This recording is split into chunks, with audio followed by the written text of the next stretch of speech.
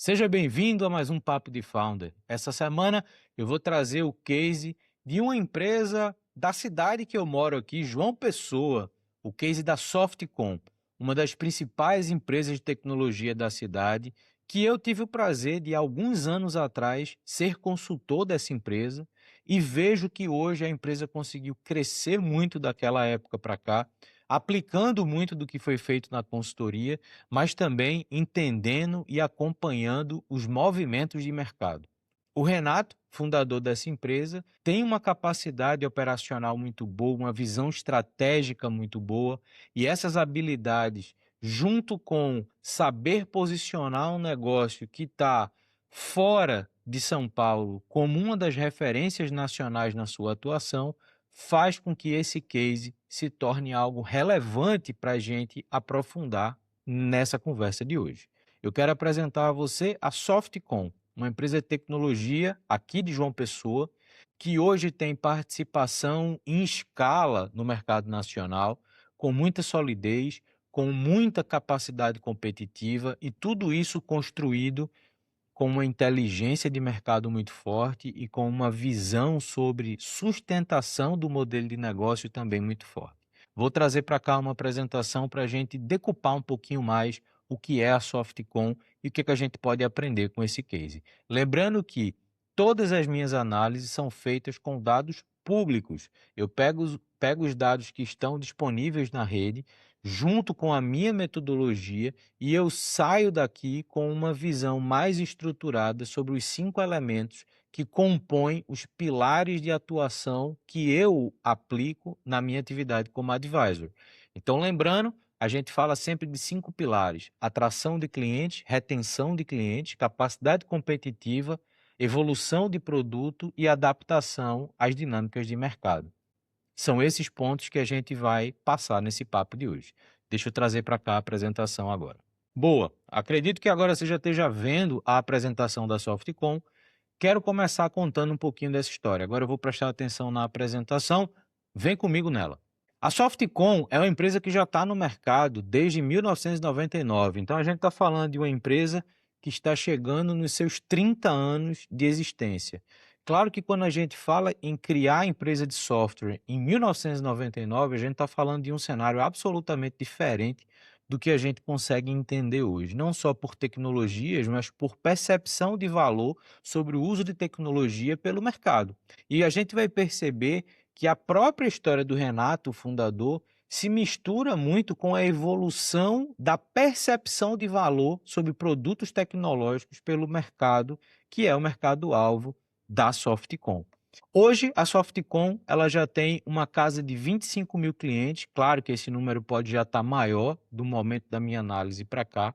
Tem ali uma pegada de juntar integração de serviço em loja física, com loja online, delivery, marketplace, meios de pagamento, integrado com Pix.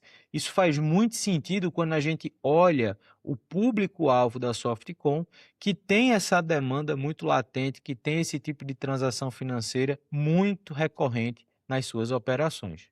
Além disso, a Softcom ela cresce diferente de outros modelos de software, ela cresce com franquias. Hoje, a Softcom, com o modelo proprietário, já tem 14 unidades em cidades diferentes e tem mais 52 franquias espalhadas pelo país. A gente vai entender o porquê dessa franquia ser uma estratégia relevante para uma empresa de software e o que isso pode ajudar, inclusive, a quem está empreendendo startup a ter estratégias de expansão ainda mais inteligentes frente ao que já é possível fazer na expansão meramente digital, tá? Existem fatores favoráveis e, obviamente, contras de você crescer criando infraestrutura física em diferentes cidades. Mas vamos lá, vamos por partes e entender um pouco esse case da Softcom. Como eu disse, tudo começou em 1999 com o Renato. A Softcom, antes de ser a Softcom, e aí esse dado eu sei das minhas conversas com o Renato na época da consultoria, a Softcom nasce como o software do Renato. Era o Renato desenvolvendo soluções de gestão para restaurantes, pequenos mercados, pequenos varejos em geral, desenvolvendo as soluções proprietárias dentro de casa e saindo literalmente porta a porta para vender essa solução no varejo. Naquela época, para você entender algumas diferenças de momento, naquela época, muitas das barreiras comerciais enfrentadas era porque o potencial cliente, o mercadinho, o restaurante, não tinha nem computador, fazia a gestão num bloco de papel e caneta. Então, o Renato, ele no início, ele vendia tanto o software quanto o próprio computador. Essa história está detalhada nos podcasts que o Renato participa, então eu não vou trazer esse detalhe para cá, mas veja como o início da venda de software antes dos anos 2000 tinha um modus operandi absolutamente diferente do que a gente faz hoje. Mas muita coisa que era feita naquela época pode ser replicado aqui. Hoje, quando a gente fala do conceito do Paul Graham, quando ele traz o Don't Scale to Be Scale, fala sobre escala construída em cima de ações não escaláveis, de aprendizados não escaláveis, ele está trazendo para o mundo atual, para o cenário atual da venda de software, o que o Renato fez em 99 de bater em porta, de entregar não só a solução, mas entregar os meios para que o cliente possa usar a solução, possa perceber valor. Claro que esse modelo em escala não funciona. Não adianta o Renato querer vender um computador para cada cliente que ele vá rodar o sistema dele. Isso nem faz sentido mais. Então, para escalar, você precisa achar padrões. Mas no início, para você consolidar a sua proposta, para você entrar no mercado e você entender o que de fato faz sentido para o mercado, fazer ações não escaláveis é fundamental. O Renato sai de um cenário que ele faturava ali na casa de meio salário mínimo e hoje ele tem uma carteira com 25 mil clientes, talvez mais. Como eu disse, a pesquisa já faz um tempo, então esse número já pode ser um pouco maior. O crescimento da Softcom é absolutamente pautado em cima de um ponto-chave: capacidade de distribuição da solução de forma digital, mas também de forma física. Esse é o diferencial da Softcom, isso que cria as barreiras de defesa da Softcom frente aos seus concorrentes. A gente vai falar de quem são os potenciais e quem são os concorrentes diretos da Softcom e como a empresa consegue se blindar desses concorrentes com capacidade competitiva num cenário absolutamente dinâmico quando a gente olha para o desenvolvimento de soluções de gestão hoje em dia, ainda mais falando de inteligência artificial para todo lado. A Softcom, ela não é, e aí eu reforço isso, meramente um case de software. Claro que software é o produto-chave do negócio, é aquilo que faz a empresa se posicionar no mercado, porém, a gente está falando muito mais de um case de distribuição do que de software. E isso acontece também em camadas. E essas camadas, elas meio que formam a estrutura de sustentação do negócio. Primeira camada é você entender como distribuir isso nesse modelo de franquias, integrando um elemento chave no sistema da Softcom, que tudo gira em torno da gestão financeira. Então, seja o controle de um PDV, seja a gestão de notas fiscais, emissão de notas fiscais, controle de pagamento, controle de estoque, controle de compra, controle de caixa, tudo isso são motes centrais para que o varejo seja fisgado pela proposta de valor do macroproduto da Softcom, que engloba toda a jornada do cliente dentro da estrutura varejista em segmentos bem definidos. Segundo ponto é a capilaridade regional. Por ser uma empresa aqui da Paraíba, e obviamente não ter tanta proximidade geográfica com os seus principais competidores, boa parte deles em São Paulo ou em algumas cidades do Sul e Sudeste, crescer regionalmente em um mercado que é gigantesco, mas ainda subexplorado por outras empresas que não estão na região, faz com que a Softcom ganhe o seu terreno de casa. Ganhar a região é ganhar a área de domínio desse negócio.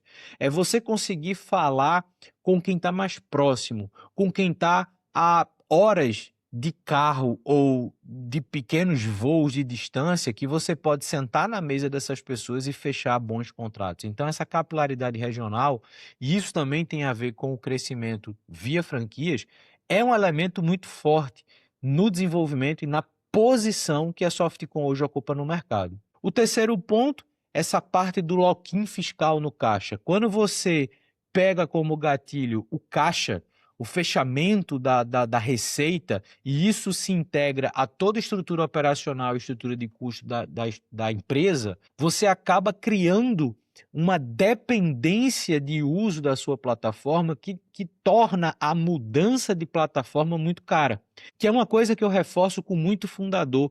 É importante que o teu produto, seja ele qual for o mercado que você atue, você consiga desenvolver relação de dependência do seu cliente àquilo que você está ofertando. A relação de dependência não é algo ruim se ela for bem aplicada. A relação de dependência cria o sentimento no seu cliente de ser muito caro trocar o seu produto pelo do concorrente.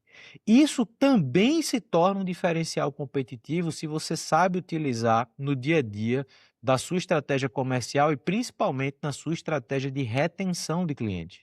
E isso, obviamente, termina o nosso funil aqui com uma cartela gigante de clientes, muito forte na capacidade de conquistar esse cliente, e, obviamente, isso diminui muito o conceito de fragilidade de permanência. As relações com os clientes se tornam muito fortes e muito longevas por essa integração sobre áreas que são fundamentais para a operação do varejo. Distribuindo aqui, a gente vai falar dos 5 pilares: atração, retenção, competição, evolução de produto e adaptação às dinâmicas de mercado.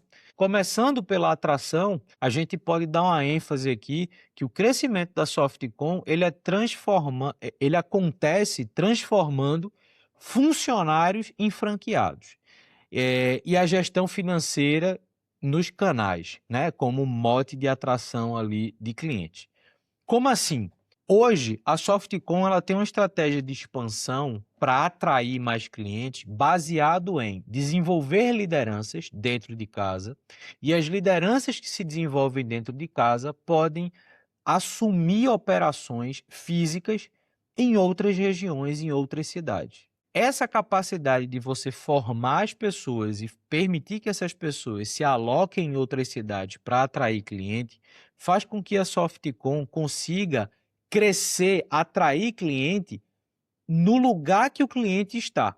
Então imagina uma cidade no interior de Minas, tem uma rede de restaurantes, tem uma rede de mercados, e esses mercados e esses restaurantes, eles conseguem ter literalmente um escritório físico na cidade deles, que eles podem sentar e negociar as condições da Softcom, entender como é que os produtos funcionam, ter suporte, receber técnicos nos seus estabelecimentos para dar suporte aos programas que são utilizados, aos softwares que são utilizados. Então, essa proximidade, ela faz muito sentido quando você pensa o perfil de cliente atendido pela Softcom. O varejo, a nível PME, ainda tem uma dependência no pós-venda muito grande de um suporte, de um relacionamento, do cara a cara, e nada mais acertado do que promover franquias a partir de pessoas que se formaram dentro da estrutura central do negócio. Eu não estou trazendo franqueados de fora, eu formo esses líderes, eu formo esses potenciais franqueados, e essas pessoas que herdam a cultura do negócio são responsáveis por atrair cliente nas localidades que eles operam as franquias. Então a gente está falando que num modelo SaaS puro, como a gente conhece, toda a estratégia de aquisição ela é 100% digital. Seja outbound, seja inbound, a gente apela isso para o digital. Se você é um SaaS B2B, é muito provável que hoje você faça ações comerciais baseadas em técnicas de outbound para atrair o seu cliente, o que aparenta ser um trabalho mais customizado, mas você ainda padroniza para que isso aconteça de forma digital. Então aqui você vai ter, quando fala de SaaS, anúncios, você vai ter ali aquele CAC que tem que ser muito bem controlado e pensado frente ao potencial de ganho que você vai ter com o seu cliente. Você não tem presença local, e quando o cliente para de pagar, você simplesmente para de crescer. Não tem aquela janela de oportunidade para você negociar a permanência do cliente. Com o que a Softcom fez, Ele criou uma distribuição capilarizada baseado em unidades próprias. Então, o Renato sabe quais cidades ele quer ser a liderança da operação.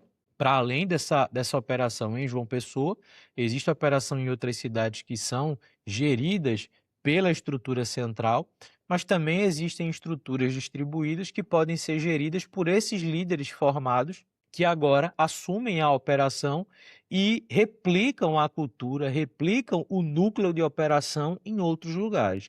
Claro que o desenvolvimento de software, a melhoria do produto, e a gente vai falar isso na evolução de produto, é coordenada sempre dentro da base da Softcom, o escritório central. As operações distribuídas, elas operam relacionamento, elas operam atração, por isso que isso é um ponto forte, e retenção de cliente no pós-venda. Então, as franquias, elas são máquinas comerciais barra máquinas de suporte. Então, a gente está falando aqui esse plano de evolução dos funcionários para se tornarem sócios franqueados. A gestão financeira, como eu disse, se torna e continua sendo o principal fator de atração e conversão de clientes. E a presença física hoje já está em 12 estados, o que dá ali uma capacidade de expansão ainda territorial muito grande. E a gente vai entender já já por que que esse crescimento pode sim ser considerado uma estratégia de crescimento escalável, exponencial, em potencial. Isso não precisa ser uma estratégia da Softcom, mas é possível você crescer nesse modelo de franquias e ainda assim estar dentro de uma régua de crescimento exponencial. Aqui na atração a gente tem 3 alavancas-chave. Então, a rede de franquias, como eu já falei, a gestão financeira e a marca pessoal do fundador. O Renato ele tem uma característica que desde quando a Softcom era conhecida como software do Renato, ele literalmente ele é conhecido como a pessoa da Softcom, cara da Softcom. Outras marcas de outros segmentos, os líderes, os fundadores, assumem um papel parecido. A gente vê ali a liderança da CIMED, que tem essa figura do fundador que veste a camisa, que você correlaciona direto uma coisa a outra. Você tem ali com o fundador da XP, indo um pouco mais distante, a gente vê nos primórdios a própria figura do Bill Gates ou do Steve Jobs relacionados a Microsoft e Apple. Então, essa figura do founder como marca pessoal atrelado ao produto é o que a gente pode discutir hoje como founder-led growth. Então, o founder ele precisa ser o espelho daquilo que está sendo comercializado. E o contrário, o que está sendo comercializado acaba se tornando um espelho, de alguma forma, do profissional fundador. E o Renato faz isso muito bem. Se você acompanhar o Renato, ver a comunicação dele, ver como é que ele se posta nas redes, você percebe que toda a comunicação pública dele está totalmente ligada à estratégia de comunicação da Softcom, da roupa, ao tom de voz, ao que é falado, a forma que as coisas são explicadas, tudo conversa com a Softcom. E isso é importante por quê? Porque o cliente ele pode ser atraído pela confiabilidade que o Renato passa ao mercado. Então, o produto, óbvio, ele precisa ser muito bom, a capacidade de integração e conversão de clientes também precisa ser muito boa, mas a confiabilidade que o founder passa se torna sim um elemento diferente que soma essa capacidade de atrair e converter para a base. Então aqui a gente não precisa mais se preocupar com mídias que vão escalar a aquisição, que vão aumentar o volume de conversão. A mídia é importante, o posicionamento de marca é importante, mas a pergunta que fica aqui é: a distribuição própria, ela pode virar o canal de venda e a barreira de entrada da marca? Ou seja, se eu estou distribuindo minha operação, se eu estou criando literalmente pontos de atendimento em mais de 50 cidades, em mais de 60 cidades, quando a gente considera as alocações próprias e os franqueados, essas mais de 60 localidades, elas vão de fato acelerar a venda, vão diminuir a barreira de conversão. Eu acho que esse é o elemento central que tem que ser considerado quando a adoção desse tipo de estratégia é definido pelo fundador.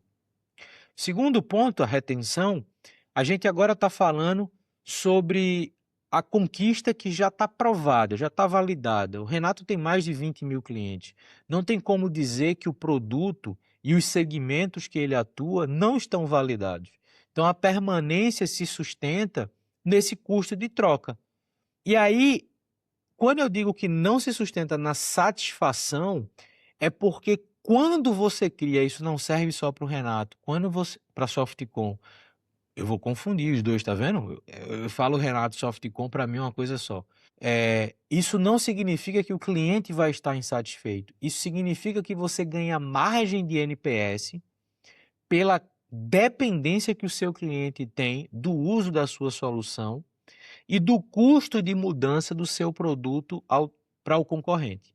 Então, quando a relação de dependência é alta, você ganha espaço para trabalhar o seu NPS. Ou seja, você pode arriscar mais o produto, você pode trazer melhorias, evoluções que num primeiro momento podem diminuir a percepção de valor do teu cliente e mesmo assim, essa diminuição da percepção de valor não faz o cliente largar o seu produto para ir para o concorrente. Isso é uma barreira. E é interessante porque a gente acostumou a analisar o nosso negócio a partir da ótica do alto NPS. Se o meu NPS baixa, eu estou tendo um problema que eu preciso resolver. Claro, NPS abaixo do nível de satisfação ideal, você precisa trabalhar no aumento. Mas ter capacidade de desenvolver margem de flutuação desse NPS permite que você seja mais agressivo no seu produto, permite que o desenvolvimento do seu produto ele consiga dar saltos de evolução mais agressivos naquilo que te posiciona no mercado, porque o teu cliente ele não vai te largar por uma relação frágil. Então, a gente retém aqui, através dessa conexão mais forte de dependência, e a gente cria uma experiência que ela, comparada com os concorrentes, ela é desigual. Você não está colocando ali um produto de forma muito soft, muito leve. Quando você integra soluções de gestão como a Softcom, você cria atrito para esse cara sair, você cria dificuldade para esse cara sair. E isso, no final do dia, quando a gente pensa em retenção de cliente, é um ponto relevante. Perceba, esses 5 pontos que eu apresento, se eles forem entendidos separadamente, vai parecer que um está canibalizando o outro. Eu quero vender uma experiência de transformação para o meu cliente e, na retenção, eu quero criar cenários que dificultem ao máximo esse cliente sair. Uma coisa parece brigar com a outra. Só que quando a gente integra essas coisas, a gente entende que eu reter o meu cliente a partir de um cenário onde é mais difícil esse cliente sair, quando eu crio dificuldades desse cliente ir para o concorrente, eu estou, obviamente, melhorando minha capacidade de retenção, mas isso precisa se refletir, por exemplo, na minha estratégia de evolução de produto. Uma coisa está diretamente relacionada à outra. Então, sempre que eu atuo como advisor, eu tento deixar isso muito claro para as empresas que eu acompanho que, eu quero focar na retenção. Tudo bem, a gente foca na retenção, mas saiba que mesmo com foco na retenção, a gente tem que olhar para os outros 4 pilares. Porque se eu mexer nesse pilar sozinho, os outros vão sentir um impacto que se eu não estiver entendendo esse impacto nos outros pilares, eu posso estar destruindo outras coisas. Então, aqui quando eu destrincho isso, eu estou dando uma lupa a cada setor desse, a cada pilar desse separado. Mas essas coisas conversam, por isso que eu correlaciono. Então, aqui, óbvio, a gente tem alguns aspectos que eles podem ser usados ali erradamente como vaidade, então volume de cliente, prêmios, seguidores em redes sociais, número de franquias, tudo isso, quando a gente pensa em métrica de retenção, são métricas fracas, são métricas que não mexem de fato o ponteiro do negócio. Porém, quando a gente olha para frente, a gente está pensando no fator de recorrência baseado em um churn baixo por cohorte ou por franquia. A gente está falando de uma capacidade de expansão dentro da base, então a linha de produto, a evolução de produto precisa sempre entregar soluções que eu tenha um potencial de expandir o meu ticket médio, trazendo esse NRR para dentro da estrutura. Eu passo a ter esse NPS com tempo de implementações, é aquilo que eu estava falando, você tem um NPS com margem de variação segura. O meu NPS ideal é entre 88 e 94. Se eu fizer uma alteração de produto, uma evolução de produto, e o meu NPS baixar de 88 para 82, isso vai ligar um alerta? Vai. Mas eu tenho margem, eu tenho tempo para trabalhar esse NPS que caiu para 82 e voltar ele para o patamar de 88 a 94 a partir do momento que o cliente desenvolve o entendimento sobre as melhorias de produto que eu acabei de fazer. E, obviamente, o percentual de receita que já vem da base instalada. Isso conversa com o segundo ponto, que é aumentar os pontos de venda, né? As oportunidades de venda para os clientes que eu já atuo. Então, se eu atendo um mercado e eu faço a gestão financeira, eu posso vender estoque, eu posso vender capacidade de gestão de fornecedores, eu posso vender folha de pagamento, eu posso vender o sistema que está no caixa, eu posso vender os elementos periféricos que, quando eles se conectam com a estrutura central, eles tornam o meu cliente usuário de um ecossistema de solução e não de um produto único. Luiz, o meu produto é unitário, é um SaaS unitário que o cliente paga por uso e acabou. Como é que eu crio essa expansão de oportunidade numa estrutura SaaS simples? Você começa a trazer novas funcionalidades, não só como evolução de produto, como atualização de produto, mas você também pode desenvolver novas funcionalidades a partir do momento que você conhece a dinâmica do seu cliente, que ele pode adquirir ou não módulos ou serviços que fazem sentido para ele. Eu atendo uma empresa hoje que entrou no mercado com um produto. Hoje essa empresa tem 3 produtos. E esses 3 produtos, eles entraram num nível de convergência tão forte que o comercial pode partir de qualquer um dos 3 para atrair cliente, e por qualquer um dos 3 que o cliente entre, ele vai evoluir para um flywheel de produto que vai puxar ele para os 3. Então, a gente consegue puxar o cliente para os 3 produtos independente da porta que ele escolheu entrar. A gente não separa esses caminhos. Então, quando eu tinha um produto, eu fazia o meu cliente permanecer aqui. Eu só tenho churn e LTV para trabalhar. Quando eu trago novos produtos, eu consigo pensar em NRR, eu consigo pensar em aumento de ticket médio, eu consigo aumentar essa receita de base instalada. Então, ter novos produtos, e aí o produto não precisa ser um produto totalmente novo, ele pode ser módulos de funcionalidade que você vai integrando aquela estrutura central. Isso pode se tornar, sim, uma estratégia de expansão de receita, sem necessariamente ter que expandir apenas a sua base ativa de clientes. Então, cada cliente novo fica ou entra em uma frente e sai pela porta dos fundos. Isso aqui é uma provocação que precisa ficar sempre que, no caso da Softcom, vai se pensar em abrir uma nova franquia. Cada cliente que eu abrir naquela cidade, ele vai ficar ou ele vai entrar pela frente e outro vai sair pela porta dos fundos? A lógica disso aqui é: se o custo de crescimento de base tiver diretamente associado ao volume de perda de clientes que já estão ativos, talvez esse risco não valha a pena. Aí perceba como a lógica aqui muda um pouco. A gente tem por um caminho: eu vou crescer a todo custo, independente do volume de perda que eu tenha. Claro que, se você acaba perdendo mais do que atrai, você está caindo. Mas quando você cresce mais do que perde, meio que você entra numa margem de segurança. Eu cresço 10 e eu perco 8, eu estou crescendo 2. Estou crescendo 2. Eu poderia estar crescendo 6, mas eu estou crescendo. Só que em modelos de operação como o Softcom, que você tem ali uma capacidade de expansão dentro da base instalada, eu ganhar 10, perder 8 é ruim.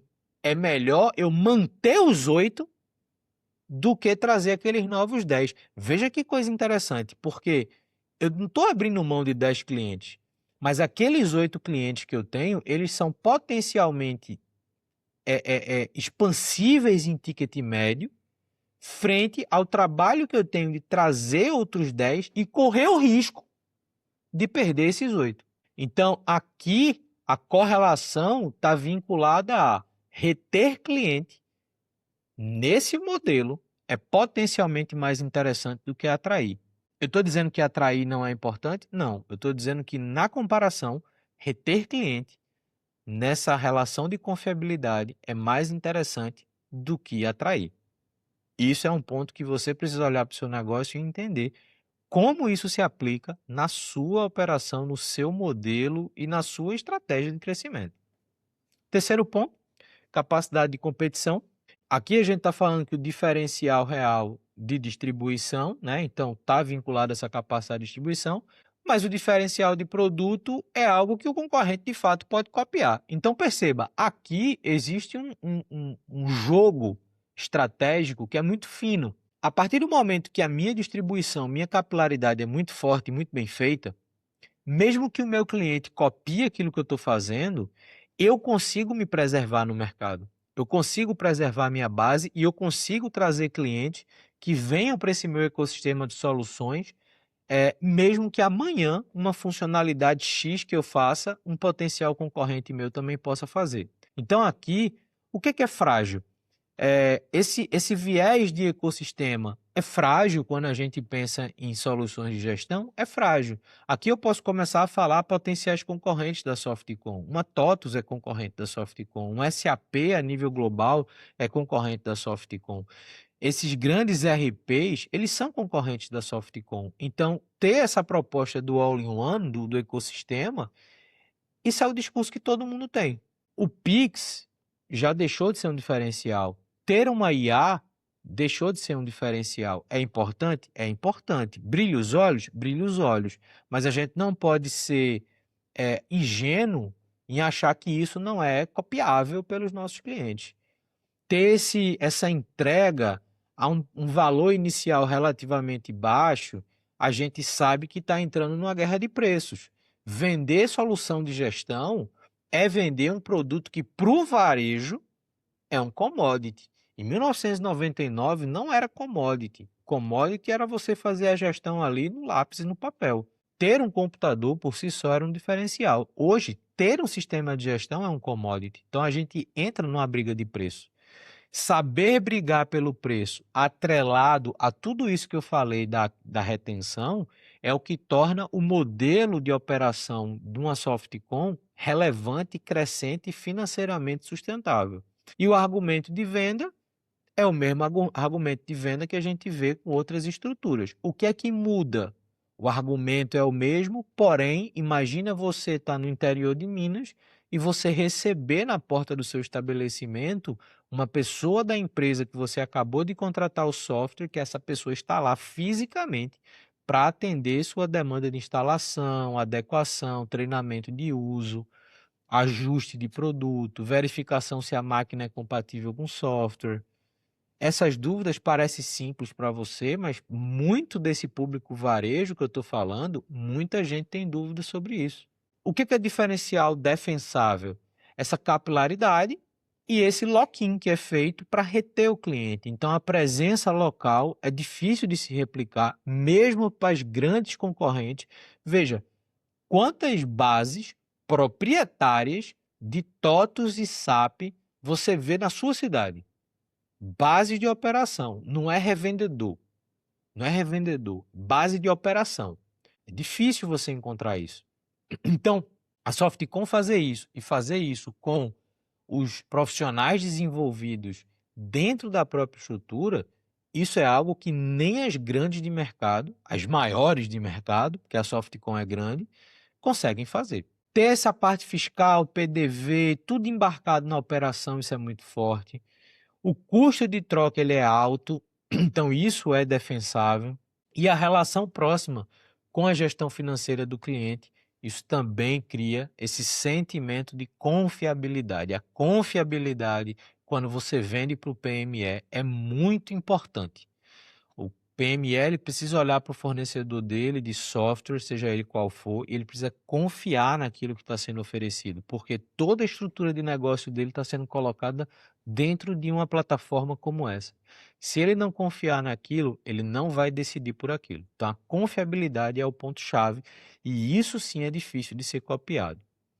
Então, aqui o resumo que eu já falei da capacidade de competição, uma boa base de clientes, distribuído em 12 estados, um PME de varejo e atacado, mais de 20 segmentos hoje. Então, como eu falei, no início era restaurante, mercados, mas hoje você pega os atacarejos, você pega autopeça, você pega uma série de outros segmentos de mercado que já conseguem utilizar as soluções da Softcom sempre com esse mesmo apelo de ecossistema e esse apelo da gestão do fluxo de operação desses lugares. 100% bootstrapped, então quando a gente olha empresas de software como a Softcom, essas empresas vêm de um momento que o Venture Capital não era um target, não se olhava para o Venture Capital como parte da jornada de crescimento, o que trazia uma responsabilidade para os fundadores muito forte de montar modelos financeiramente sustentáveis desde o dia 1, e é por isso que eu quis trazer esse case aqui, porque isso é um fator relevante para a gente refletir. E, obviamente, a gente está falando de um mercado consolidado aí, de mais de 3 bi, com TOTVS comprando a Lynx, que agora é controlada pela Stone, e o CAD aprovou isso sem nenhuma restrição, então essas aquisições elas estão acontecendo. A Stone acaba recuando muito como empresa de software, né? Então você tem ali empresas também como Bling, Omi, Conta Azul avançam como SaaS tradicionais no mercado nacional. Então, a gente tem um mercado consolidado, a gente tem um mercado forte. Por outro lado, a gente tem aqui estruturas sólidas, desenvolvidas em cima de uma história empilhada pela experiência, e essa experiência empilhada pela solidez da operação e da gestão financeira, da sustentabilidade financeira, que eu acho que esse é o ponto-chave quando a gente pensa em cases como a Softcom. Então, aqui, o que da Softcom o concorrente não consegue copiar em 12 meses? Isso é uma pergunta que eu trago aqui como Softcom, mas ela é feita hoje por qualquer fundador e qualquer fundadora em qualquer empresa de tecnologia. Se você está criando uma empresa de tecnologia agora, ou se você criou uma empresa de tecnologia há 3, 6, 9 meses, você já tem que estar pensando no que um potencial concorrente pode fazer igual a você nos próximos 12 meses. Se o core do seu negócio puder ser replicado e esse core replicado puder ganhar espaço entre os clientes que você está indo atrás sem muitas defesas, o seu negócio está em risco. Hoje, você pode copiar tudo que a Softcom faz. Tudo que ele entrega para o mercado pode ser copiado. Mas ganhar o terreno que a Softcom ganhou, ganhar essa confiabilidade que a Softcom ganhou ao longo de quase 30 anos, é algo que é muito difícil de se tirar da mesa. Então, tem coisas que o cliente pode copiar? Tem. Mas o que o cliente não pode copiar, mesmo copiando o que dá, não é suficiente para derrubar a presença da empresa no mercado. Então, evolução. A Softcom, mesmo crescendo, ela mantém uma cultura de lançamentos rápidos, mas sem precisar de uma métrica norte que diga o que tem que ser priorizado. O mercado vai dizer o que tem que ser priorizado. Então, eu vou criar soluções para carrinho, eu vou criar soluções para MEI, eu vou criar soluções de Pix, eu vou criar soluções de IA. Tudo que eu estou criando tem que ser baseado nas demandas de mercado. O mercado prioriza o que eu vou fazer. Se eu travo demais numa estrutura como Softcom, com diversos produtos, com diversos mercados, qual é o elemento que eu vou desenvolver um por vez, prioritário, e eu tratar isso, por exemplo, em OKRs trimestrais, isso pode levar as oportunidades para o lixo. Você tem que saber lidar rápido, reagir rápido com demandas do mercado. Muitas dessas demandas de mercado se descobre rapidamente que elas não são viáveis, então imagine quantos produtos a Softcom já deve ter criado e abortado ou no meio do caminho ou pouco tempo depois de lançar. Faz parte. A estrutura pede isso e o momento pede isso. Então, O que é que funciona hoje? Toda essa parte de leitura de comportamento do ciclo de operação do PME, de uma forma geral, isso já está muito consolidado. O que é risco? O risco está atrelado ao lançamento vinculado a trending de mercado, ao que está na moda, ao que parece ser muito importante, ou a própria intuição do dono do negócio. Isso é uma parada que é relevante porque o fato do dono estar muito perto da identidade da empresa pode-se correr o risco, e eu sei que na Softcom isso não acontece por conhecer a estrutura e conhecer o Renato, mas pode acontecer de fundadores com essa característica que o Renato tem, eles tomarem decisões por intuição sem fazer um mínimo de discovery, sem fazer um mínimo de preparação de como essas coisas se integram ao todo. Isso aqui cria essa corrida atrás da próxima funcionalidade que eu coloco aqui, e isso obviamente vai minando a capacidade de sustentação do negócio. Então, o risco é você acreditar que sabe muito sobre aquilo que você faz ou o mercado que você atua e você começar a tomar decisões baseadas apenas em intuição. Quando eu falo aqui da adaptação, eu estou lendo o macro com o máximo de precisão que eu puder, e eu estou exposto ao tsunami da consolidação. Como assim? Consolidar um negócio no mercado, dizer que eu tenho ou saber que eu tenho uma empresa, um produto consolidado no mercado, traz uma série de ondas que potencialmente podem derrubar o negócio. É por isso que, fazendo uma correlação fácil, eu não considero Product Market Fit uma conquista estática. A empresa chegou no Product Market Fit, resolvido. Não está resolvido não. Ela está no Product Market Fit. Ela, neste momento, tem fit do produto ofertado com a demanda de mercado. Literalmente, amanhã, o mercado pode mudar e esse fit não existir mais. Então, aqui, quando você chega num produto consolidado, você é exposto a muita coisa que pode derrubar essa sua consolidação. Então, aqui, a gente pode trazer leituras que o mercado tá começando a fazer enquanto dinâmica, movimentos de mercado, que vão influenciar não só o desenvolvimento de novos produtos na Softcom, mas vai apontar para que tipo de posicionamento a Softcom precisa ter para continuar consolidada no mercado. Então, Embedded Finance, você conseguir fazer a integração financeira de todos os processos dentro da mesma estrutura de gestão. Isso aqui é algo que cada vez mais soluções de gestão financeira usam como apelo para atrair a atenção do mercado. Então, aquilo que a Softcom começou fazendo 30 anos atrás tem que evoluir para um ponto onde fazer esse embedded finance com eficiência, com experiência que a Softcom tem, é chave para garantir a percepção de valor de mercado ainda hoje. Aqui a consolidação, então a gente precisa entender movimentos de TOTOS, movimentos de SAP, movimentos de aquisição, o que é que está acontecendo nesse mercado, que eu preciso estar atento para saber por que que TOTOS adquire Lynx, por que houve esse recuo de software na Stone, quais são os M&As que estão acontecendo, por que essa empresa está comprando essa outra, o que tipo de função está sendo agregado e o impacto que isso tem no cliente.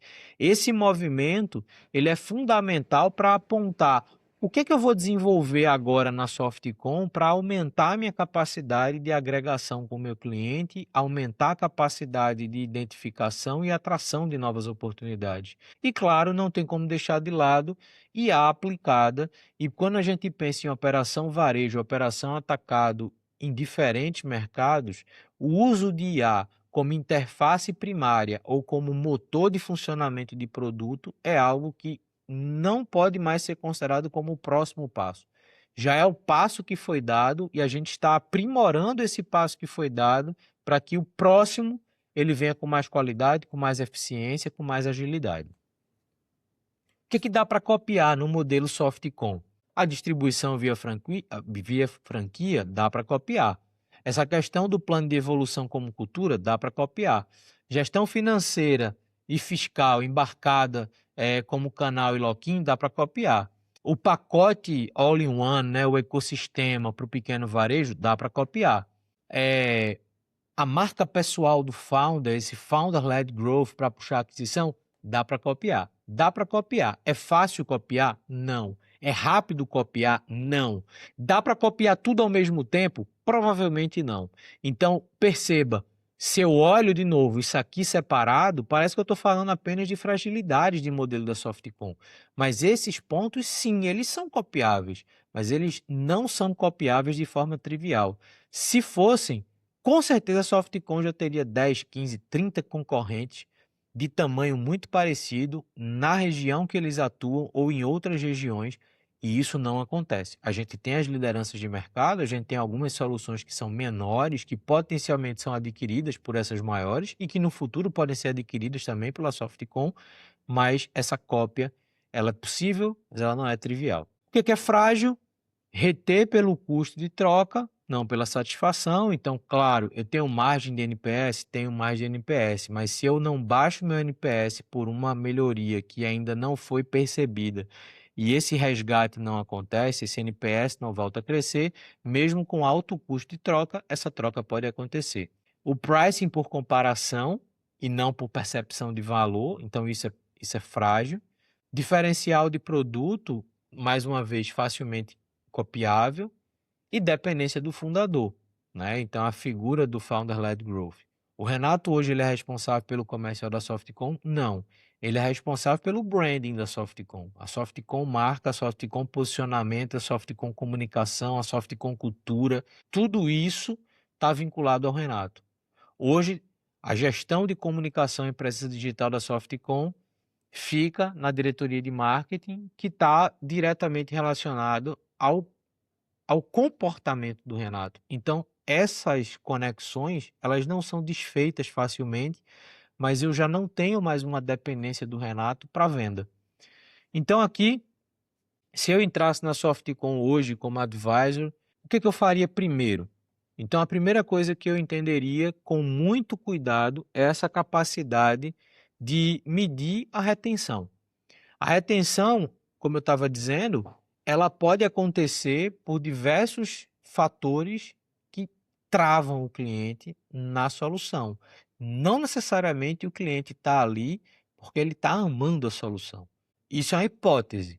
Uma vez que isso é uma hipótese, eu preciso entender se essa hipótese ela é verdadeira ou falsa, porque se ela for verdadeira, se o meu cliente ou parte relevante dos meus clientes estão na base porque é difícil mudar e não porque eles gostam do que acontece ali dentro da solução, a gente precisa vincular isso à estratégia de produto, mais ao fluxo operacional do pós-venda, para garantir que o meu cliente esteja na base porque ele opta usar por esse produto. Então, medir a retenção é um ponto primário.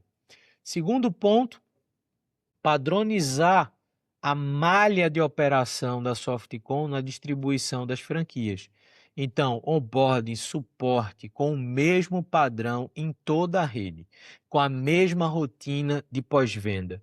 Óbvio que em algumas cidades, em algumas regiões, alguns perfis de clientes exigem mais, outros exigem menos, mas ter essa padronização ela é fundamental para que a gente tenha métricas mais ricas e métricas mais sólidas para tomar decisão. Terceiro ponto é entender a correlação do pricing por valor.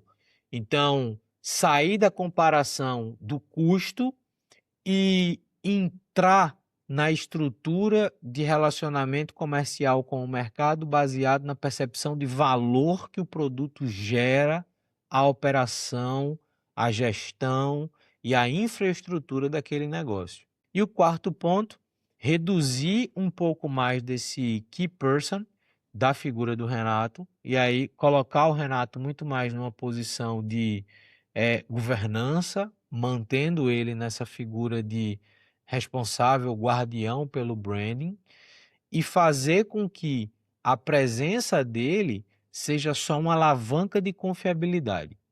Então, vincular o Renato à confiabilidade do mercado, mas ter toda uma máquina de operação comercial, retenção, gestão, visão de crescimento, visão de expansão de produtos, não necessariamente vinculado ao Renato. Esse é um ponto que não é tirar o founder do ponto que ele tem que estar, mas é dar ao founder espaço, novos espaços para ele ocupar e pensar no próximo passo do negócio, nos próximos movimentos, nas próximas ondas que o negócio vai surfar. E aqui, 3 lições.